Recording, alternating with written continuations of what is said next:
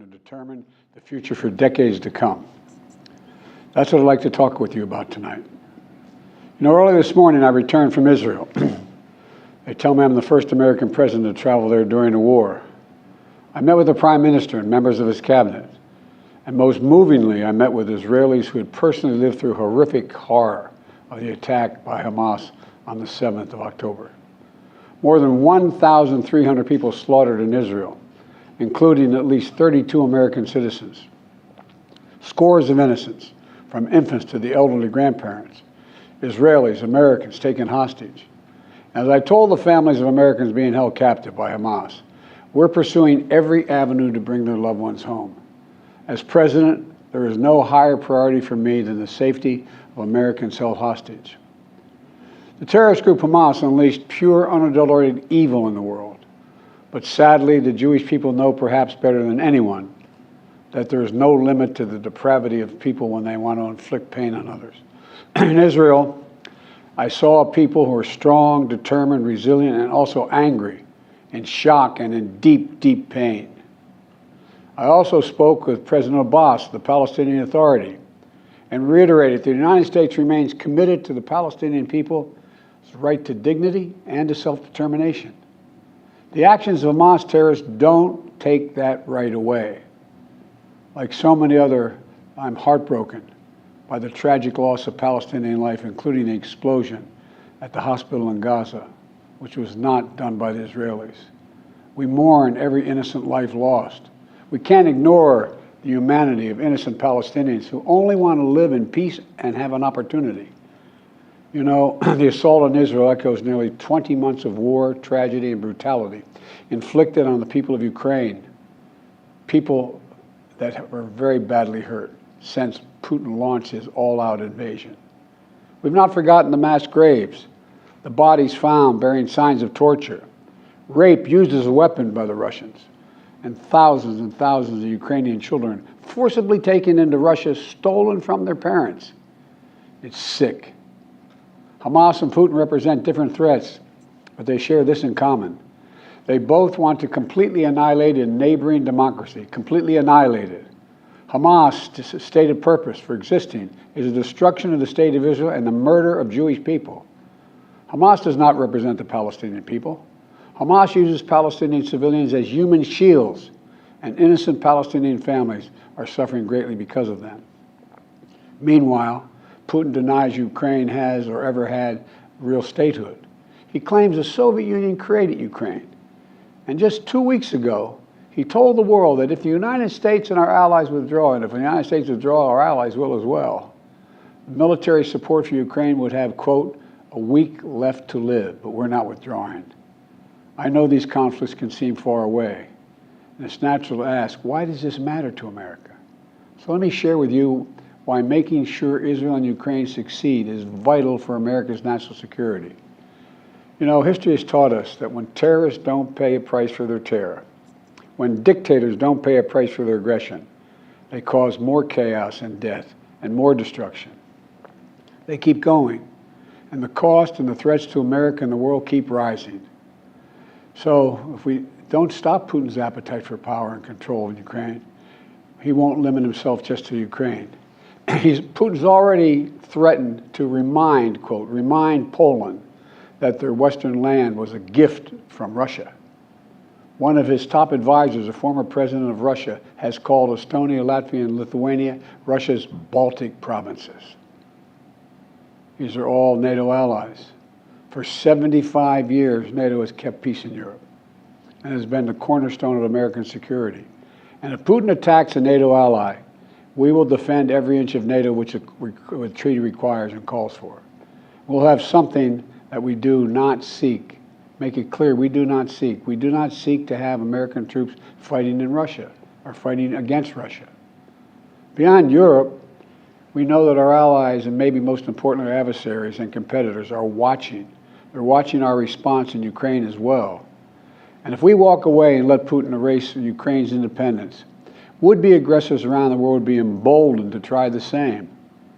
The risk of conflict and chaos could spread in other parts of the world, in the Indo-Pacific, in the Middle East, especially in the Middle East. Iran is supporting Russia in Ukraine, and it's supporting Hamas and other terrorist groups in the region, and will continue to hold them accountable, I might add. The United States and our partners across the region are working to build a better future for the Middle East. One where the Middle East is more stable, better connected to its neighbors, and through innovative projects like the India-Middle East-Europe Rail Corridor that I announced this year at the summit of the world's biggest economies. More predictable markets, more employment, less rage, less grievances, less war when connected.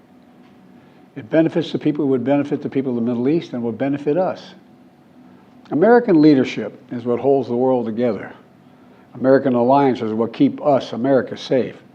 American values are what make us a partner that other nations want to work with. To put all that at risk, if we walk away from Ukraine, if we turn our backs on Israel, it's just not worth it. That's why tomorrow I'm going to send to Congress an urgent budget request to fund America's national security needs, to support our critical partners, including Israel and Ukraine. It's a smart investment that's going to pay dividends for American security for generations.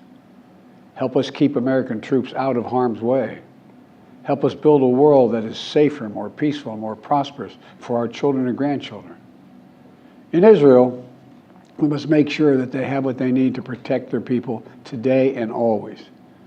The security package I'm sending to Congress and asking Congress to do is an unprecedented commitment to Israel's security that will sharpen Israel's qualitative military edge, which we've committed to, the qualitative military edge.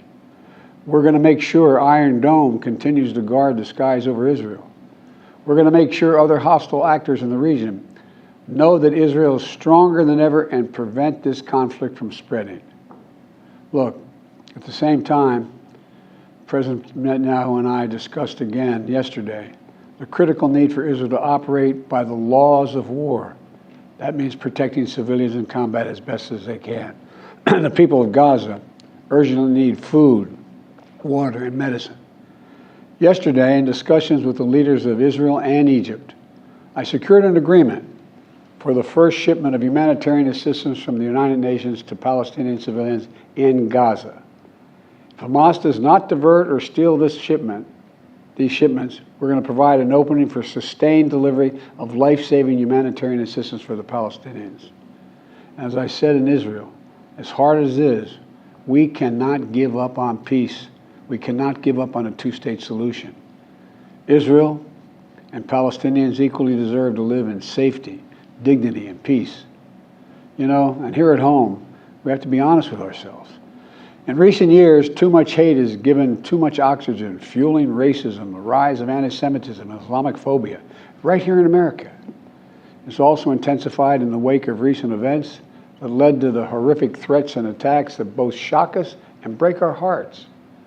On October 7th, terror attacks have triggered deep scars and terrible memories in the Jewish community. Today, Jewish families worried about being targeted in school, wearing symbols of their faith, walking down the street, or going out about their daily lives.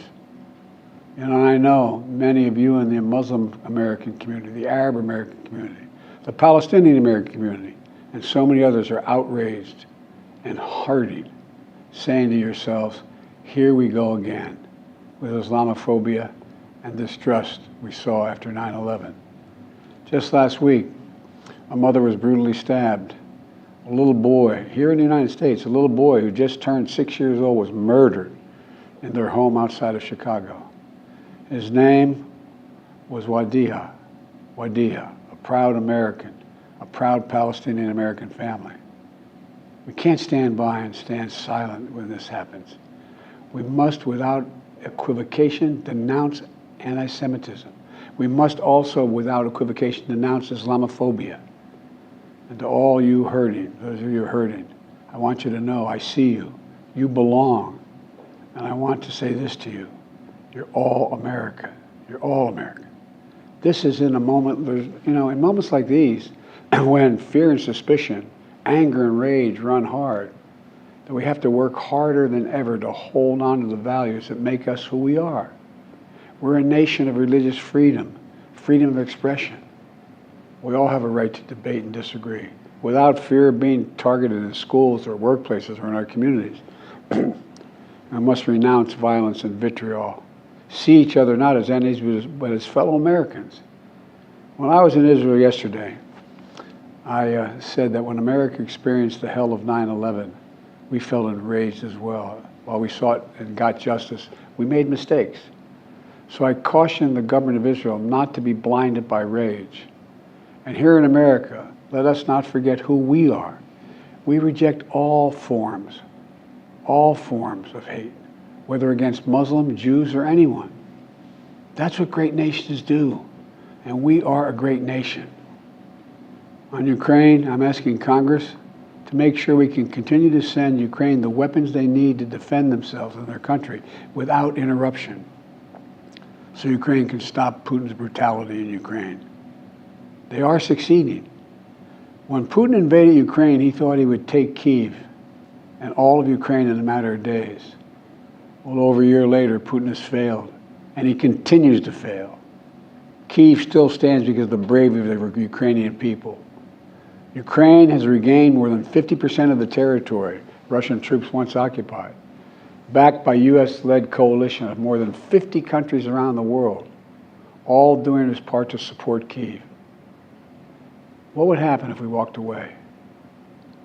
We are the essential nation. Meanwhile, Putin has turned to Iran and North Korea to buy attack drones and ammunition to terrorize Ukrainian cities and people. From the outset, I've said, I will not send American troops to fight in Ukraine. All Ukraine is asking for is help for the weapons, munitions, the capacity, the capability to push invading Russian forces off their land, and the air defense system to shoot down Russian missiles before they destroy Ukrainian cities. Let me be clear about something. We send Ukrainian equipment sitting in our stockpiles. And when we use the money allocated by Congress, we use it to replenish our own stores, our own stockpiles, with new equipment.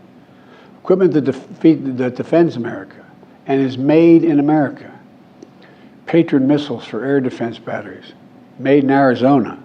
Artillery shells manufactured in 12 states across the country, in Pennsylvania, Ohio, Texas, and so much more. You know, just as in World War II, today patriotic American workers are building the arsenal of democracy and serving the cause of freedom. Let me close with this. Earlier this year, I boarded Air Force One for a secret flight to Poland. There I boarded a train with blacked out windows for a 10-hour ride each way to Kyiv, to stand with the people of Ukraine ahead of the one-year anniversary of their brave fight against Putin. I'm told I was the first American to enter a war zone not controlled by the United States military since President Lincoln. With me was just a small group of security personnel and a few advisors. But when I exited that train and met President Zelensky, I didn't feel alone. I was bringing with me the idea of America, the promise of America, to the people who are today fighting for the same things we fought for 250 years ago: freedom, independence, self-determination. And as I walked through Kyiv with President Zelensky, with air raid sirens sounding in the distance, I felt something I've always believed, more strongly than ever before. America is a beacon to the world. Still. Where, as my friend Madeleine Albright said, the indispensable nation. Tonight, there are innocent people all over the world who hope because of us, who believe in a better life because of us, who are desperate not to be forgotten by us, and who are waiting for us. But time is of the essence. I know we have our divisions at home. We have to get past them. We can't let petty, partisan, angry politics get in the way of our responsibilities as a great nation. We cannot and will not let terrorists like Hamas and tyrants like Putin win. I refuse to let that happen. In moments like these, we have to remember who we are.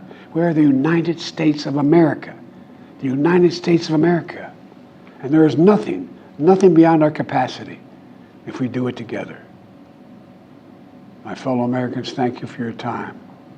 May God bless you all, and may God protect our troops.